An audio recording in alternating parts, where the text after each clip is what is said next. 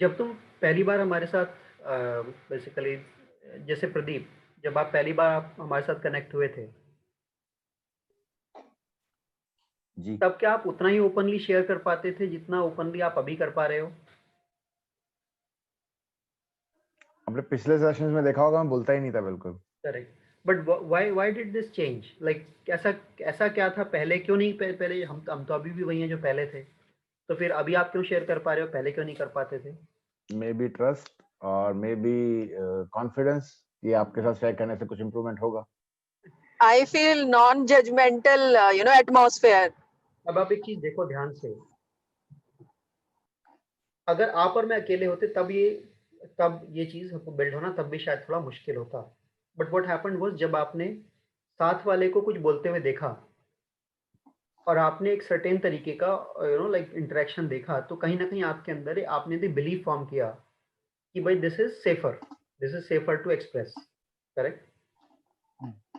तो अपनी लाइफ में बढ़ने के लिए हमें हमेशा बिलीव्स की जरूरत पड़ती है, हमें अपने मेंटल मॉडल्स बनाने पड़ते हैं रियलिटी के। There is nothing called reality.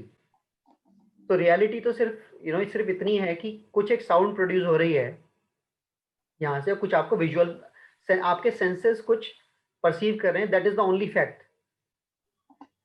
अब उसका जो मीनिंग है वो तो आप बना रहे हो सारा। तो हम और आप हमेशा लाइफ में अपने एक भी स्टेप लेने के लिए we always create mental models of reality. तो एक चाकू को देख करके, depending on what your past has been, depending on what your mental model has been, किसी के लिए चाकू इज अ सब्जेक्ट ऑफ। छोटे बच्चे को अगर चाकू दिखाओ जिसने कभी चाकू नहीं देखा है, उसके लिए चाकू is an element of, it's an object of play, क्योंकि उसका कोई चाकू को लेकर के पहले से बना हुआ मेंटल मॉडल नहीं है। लेकिन कोई जो चाकू से अपने आप को हर्ट कर चुका है, उस या किसी ने मतलब एक बड़ा चाकू किसी को कभी किसी ने मारा है, किसी ने उसको किसी को मारते हुए देखा, तो बड़ा चाकू देखते ही उसके अंदर फियर जागेगा। Correct. So depending on what situations we have been, what we have seen in our life, what we have experienced and what we have seen others, what we have seen others doing experiencing, और उसके basis पर हमने अपनी अपनी reading अपने mind के अंदर कुछ मेंटल मॉडल्स बनाए होते हैं।